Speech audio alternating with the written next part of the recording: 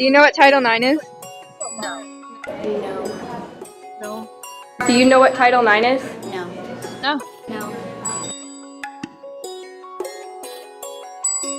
Yes.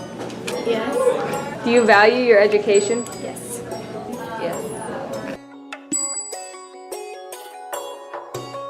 If there wasn't a girls' team, would you play on the boys' team? Yes. Yeah. Probably not.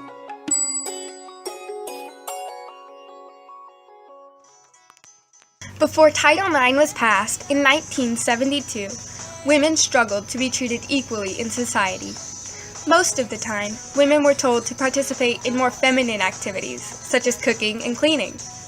They were not given the same opportunities as men in schooling and education, and were not accepted into most colleges. Those who were accepted were not usually given scholarships, and any that were awarded were very small in amount.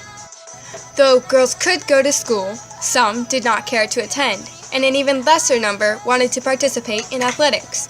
They were often told that even watching the performance of a girl's sport was physically unattractive, with the assumption that women would form more manly characteristics, such as big legs and a mustache.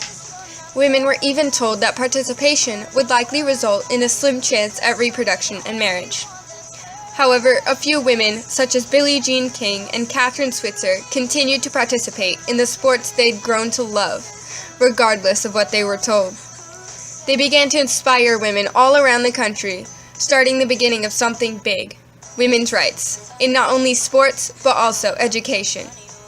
But how did this movement affect women in today's society?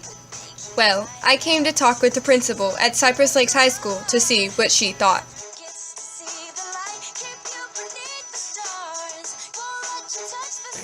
Well, I think you certainly see it, particularly in the athletic area, because girls' sports has become increasingly well-funded. There's an increasing sense of equity with female sports, and that's where you see programs being built, where you see facilities that are adjusted to accommodate female athletes.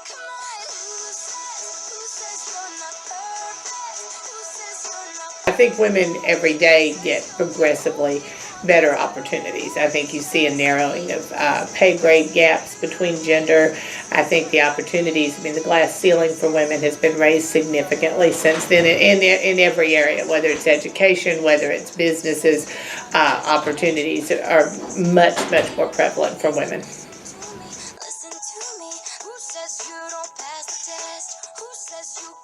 Actually, it didn't overtly help me with that decision. There were lots and lots of women principals in Texas by the time I ever became one, but I'm sure that 5 years, 10 years earlier, certainly the influence and the influx was there. So subtly, it was probably very influential.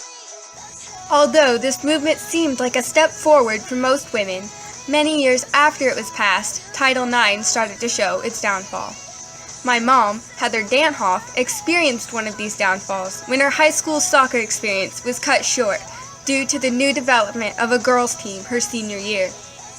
I talked with her to get her thoughts on how Title IX affected this experience. Well, I grew up playing soccer in a recreational league from the time I was about 8 or so with friends from school. And it was technically a co-ed league, but I was the only girl that played in it at the time, but it was fun, and all the guys on the team were my friends, and we grew up together, and we developed a lot of team chemistry.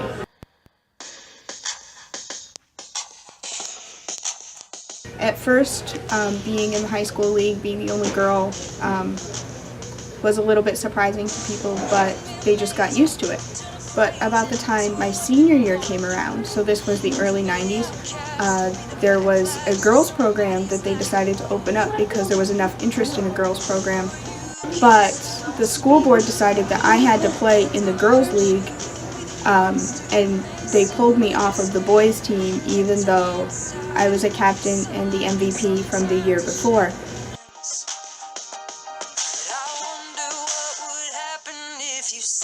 I would have played before Title IX, even though there was difficulty with women breaking into sports, because I did. Title IX didn't affect my playing experience up until the time that it essentially took me from the team that I was already on. Although this phenomenon of events ended up being detrimental to the process of my mother's growth as an individual player, the impacts of Title IX have brought women a long way. These impacts can even be seen today when new teams are created into the National Women's Soccer League, an organization that did not exist just a few years ago.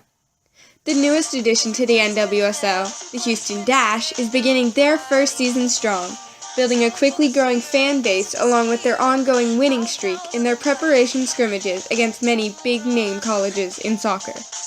I even got the chance to come out and see how Title IX affected them by interviewing a few key players and the head coach, Randy Waldrum. I think it allows me to be here. Without that and having that set, I probably would never have got an opportunity to play in college. And then I definitely wouldn't have the opportunity to be professional.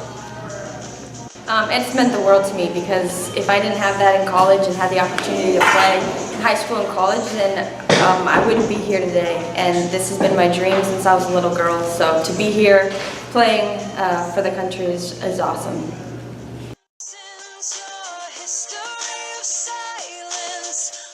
I think so. I was recruited walk-on at Illinois. And I remember walking into my, financial aid with $250 to my name, and I had to do it by myself. And I remember the counselor was like, all right, this is going to be 20 plus to come to the school. And if she would have said there's no way, again, I wouldn't be able to be here. It took a lot of work. I'm not the fastest, I'm not the strongest, I'm not the most skilled. But I put in a lot of work. I had a lot of things that I had to give up, a lot of sacrifices, but you do what you love, and for me, I put everything towards soccer and gave up a lot, but it's paid off.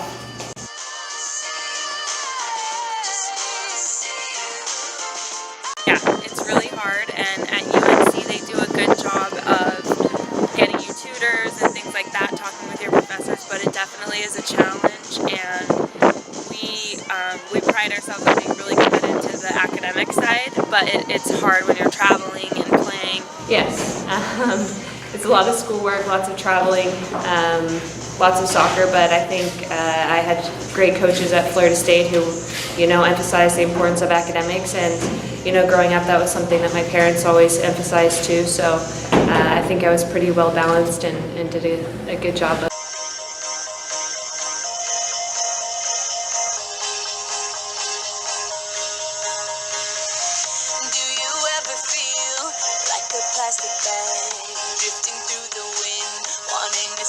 Well, obviously, it's been a huge impact in this country because of just in our sport alone, you can see the growth of the women's game since 1972. So I think without that, we probably wouldn't be the power that we are with our U.S. women's national team. And I think all of these young women that are playing our sport right now wouldn't have had those same opportunities. Just the willingness of the women to want to learn and want to be successful, and the competitiveness that they've shown. And I found with the men at times, by the time they got into college, they often thought they had all the answers. They already thought they were there. So I just found the rewards much greater coaching on the women's side.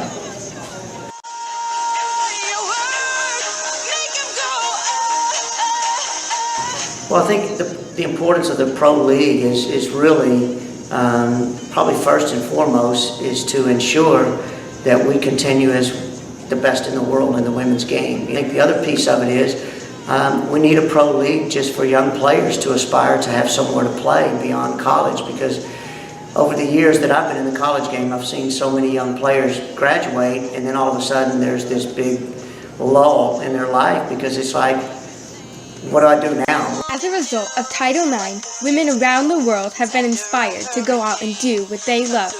With so many opportunities that have been opened up by this movement, girls can aspire to be the best that they could imagine and make their dreams come true with some hard work and a lot of faith in themselves. Thanks to Title IX.